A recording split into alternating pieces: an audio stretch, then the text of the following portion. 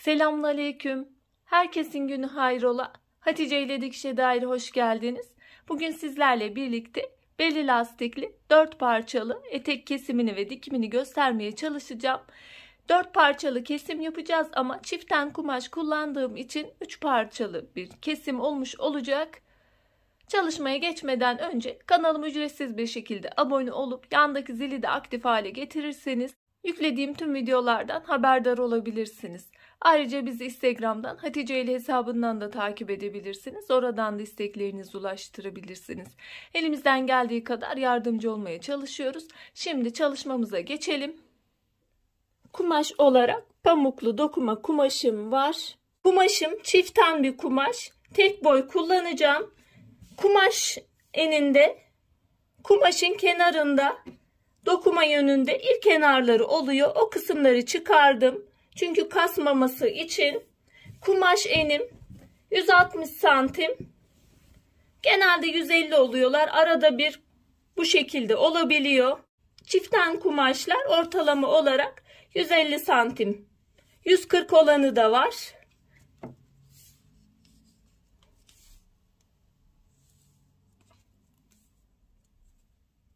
Bir de ilk kenarlarını çıkardığım için şöyle 6-7 santim 157 santim ilk kenarlarını da kenarından çıkardım.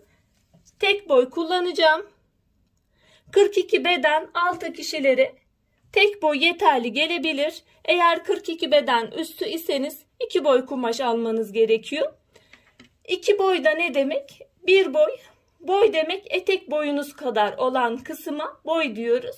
2 boy olarak da etek boyunuzun 2 katı kadar kumaş almanız gerekiyor. Etek boyunuz 100 ise 2 katı 200 santim. Bir de katlamalar dahilini de hesap edeceksiniz. O şekilde kumaş alacaksınız. Şöyle elimde bir de fisto güpürüm var. Bunu da kullanmak istiyorum. Şimdi katlama şekliyle başlayalım. Şunu da belirteyim. Benim boydan biraz kısa. Benim 97 santim kumaş boyum. Bel kısmında boyunu uzatmak için lastik kullanacağım. Direkt kıvırma şeklinde lastik yapmayacağım. Boyunu uzatabilmek için o şekilde o yöntemi kullanacağım.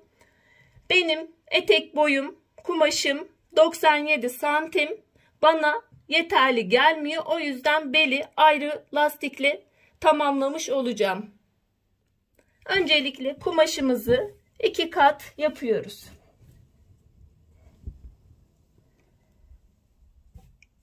Şunu da belirteyim. Elimde çiften kumaş yok. Tek en kumaş var. O da genellikle tek en kumaşlarda 90 santim oluyor aşağı yukarı ölçüleri.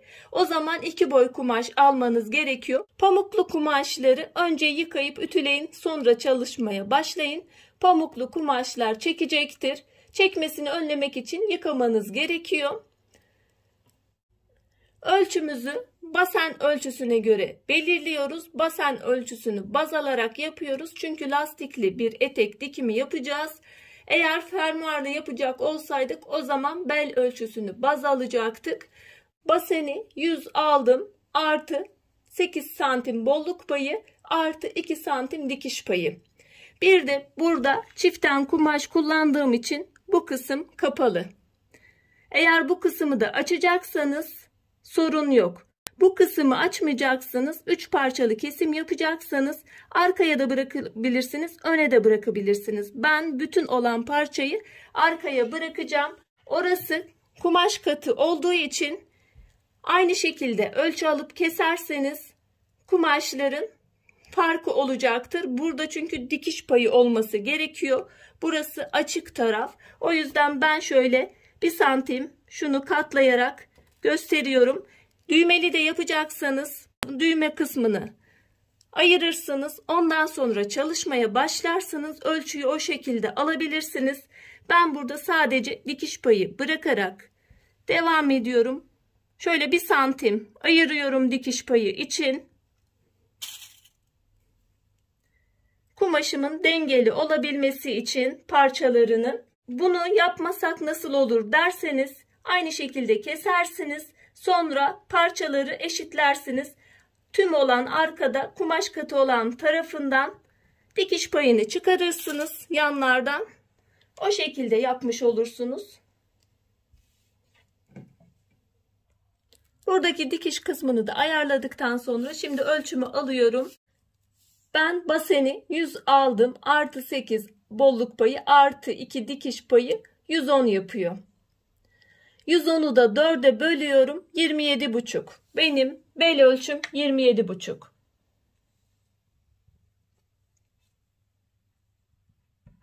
Diğer tarafa geçiyorum. Burada üst taraf bu taraftan almıştım. Şimdi tam karşılıklı ters taraftan bel ölçüsünü alıyorum. Bu kısımda bel kısmını buradan alıyoruz. Bu kısımda bel kısmını buradan alıyoruz. Etek ucu da bu tarafta. Bu alt kısımda da bu taraftan olmuş oluyor. Burada belirlediğimiz hatları şu şekilde tutuyorum. Burada da belirlediğim kısmı tutuyorum. Şu şekilde bir katlama yapıyorum.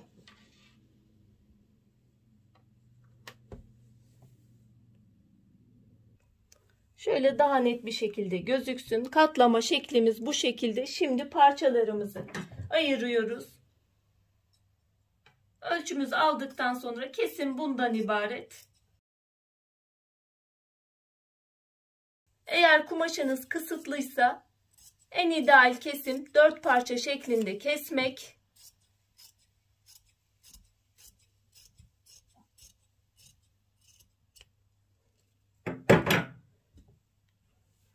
Bu tüm parçam.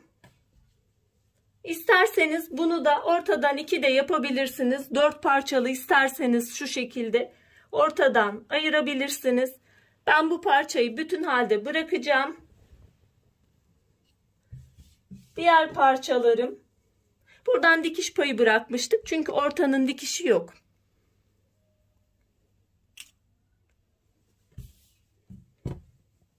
Buradan 2 parça elde ettik. İğne ile ayırdığımız kısımlar düz kısımlardı ve orta kısımlara denk geliyor. Şöyle çan gibi A şeklinde olan çan gibi inen kısımlar yan kenarlar oluyor. Ayrıca şu şekilde orta kenarlar düz indiği için, yan kenarlar verevine indiği için bu kısımlarda sarkma olacaktır. Bunu önlemek için de şöyle 3 santime yakın ortaya doğru bir düzeltme yapıyoruz. Rigayı da kullanabilirsiniz. Rigada zaten aşağı yukarı o ölçüyü verecektir.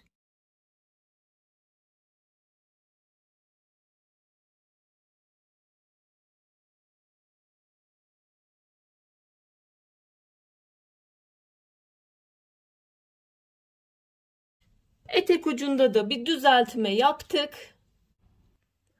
Öncelikle burada yapmamız gereken ön kısımları birleştireceğim. Üstüne ben harç yapacağım. Farklı şekilde yapacağım. Eğer harcım şöyle iki tarafı da aynı şekilde olmuş olsaydı tek ortaya bunu yerleştirecektim. Benim bu tarafı açık. Şu şekilde yapacağım ve iki taraflı olarak yerleştireceğim. Bu dikişi kapatıyoruz. Yan kenarları sona bırakacağım. Ben çalışmadan önce kenarları overlock çekip temizlemiştim ipliklenmesini önlemek için. O yüzden sadece dikiş kısmını yapıyorum.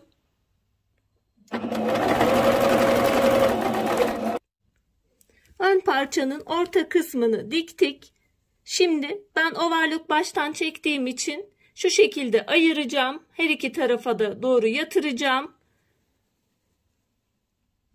Şu şekilde ütüyle her iki tarafa da yatırdım.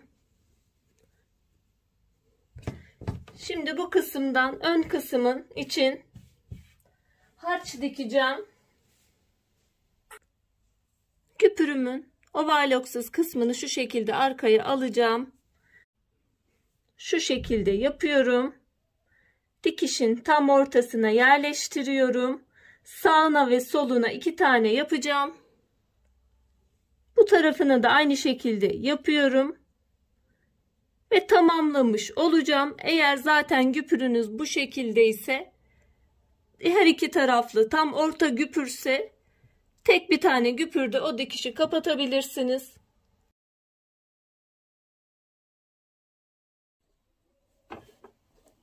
Birinciyi bitirdim. İkinciyi de aynı şekilde yapıyorum.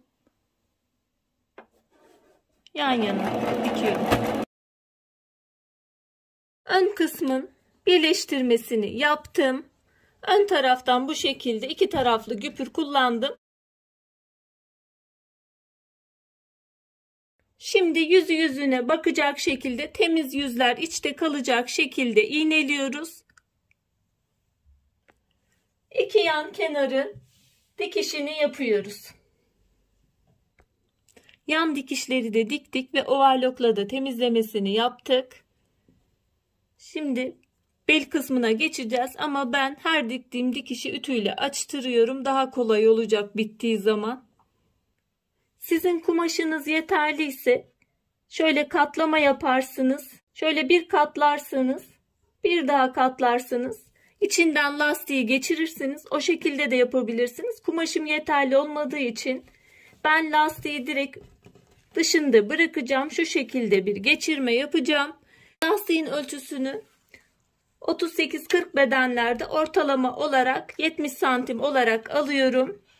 Bu lastiğin esnekliğine de bağlı. Benim elimdeki lastik çok gevşek bir lastik değil. Aşırı derecede esnek değil. O yüzden 70 alıyorum. Normalde kanal geçirirken, diğer şekilde lastik yaparken şu şekilde lastiği birleştiriyorduk. Bu dışta kalacağı için şu şekilde birleştirip sonra tek tarafa yatıracağız. Çünkü bu taraftan daha temiz bir görüntü olması gerekiyor. O yüzden bu şekilde dikip şöyle şu fazlalık kısmını arkaya yatıracağız. Bu şekilde dikiyoruz. Overlock makinesinde birleştirdim.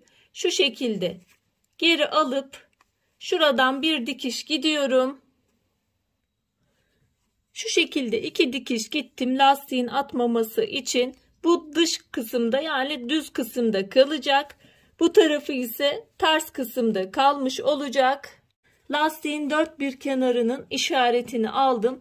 Etekte de zaten iki taraf dikişli, ön kısım belli, arka kısma da işaret verdim. Şimdi şu dikişli kısım arkaya gelecek. Dikişsiz kısım ön kısımda gelecek. Şu şekilde yerleştireceğiz. Şöyle 1 santim şu arkadan göstereyim. Lastiğin üzerine doğru 1 santim şeklinde yerleştiriyorum. Bu şekilde dikeceğiz. Üst taraftan dikiyoruz.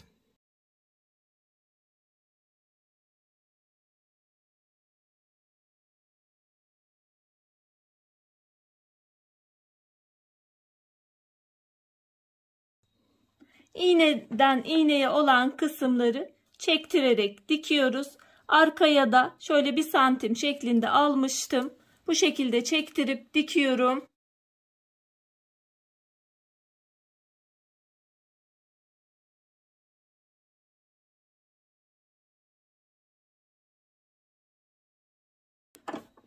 Sıfırından dikmiyorum da bir 2 mi 3 milim yukarısından dikiyorum.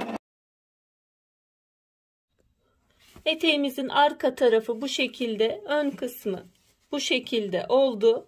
İsterseniz şurada şu 1 santimlik kısmı şöyle aşağı doğru yatırır. Üstten de bir baskı dikişi tekrar uygularsınız. İsterseniz bu şekilde de kullanabilirsiniz. Bel kısmını bitirmiş olduk. Etek ucuna geçeceğiz. Eteğimizin uç kısmı temiz yüzler yukarı bakacak şekilde. Güpürümüzde de tersine düzüne bakıyoruz.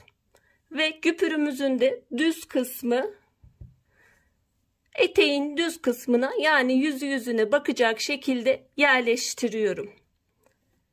Güpürünüze göre hareket edebilirsiniz. Benim şuradaki dikişin direkt altından hemen bitişiğinden dikişimi yapacağım. Sonra şu şekilde olacak. Güpür altta, etek uç kısmı, etek kumaşı üstte kalacak. Şimdi makinede dikişine geçelim. Şöyle dikişe başlarken şurada bir kısım dikmeyeceğim. Çünkü güpürü birleştirme kısmı bırakıyorum.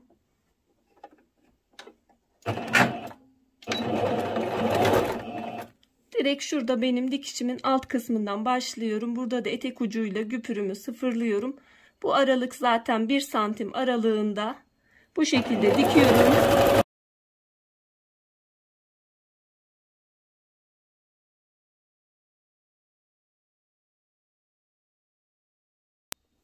Sona doğru geldiğimde şu şekilde yapacağım. Baş tarafı zaten ilk baştan dikmemiştim, belirtmiştim.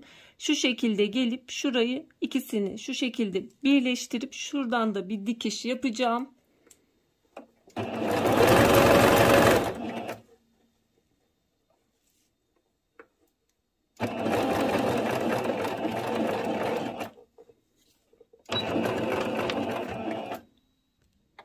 Şöyle çıkarıyorum. Şuradan da ikisini birleştiriyorum.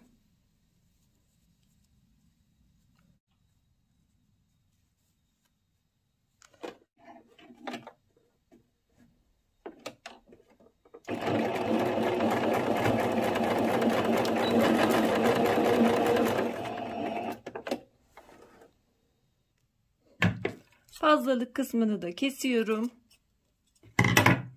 Bu şekilde oldu. Şimdi baskı dikişini uygulayacağız. Güpürümüzü bu şekilde diktik. Sonra şu şekilde alta doğru kalmış oldu. Arkadaki fazlalık kısmımızı da arkaya doğru yukarı doğru baktırdık, yatırdık. Yukarı doğru bakıyor. Şimdi buradan 2 milimden 3 milimden bir spor dikişi gideceğiz.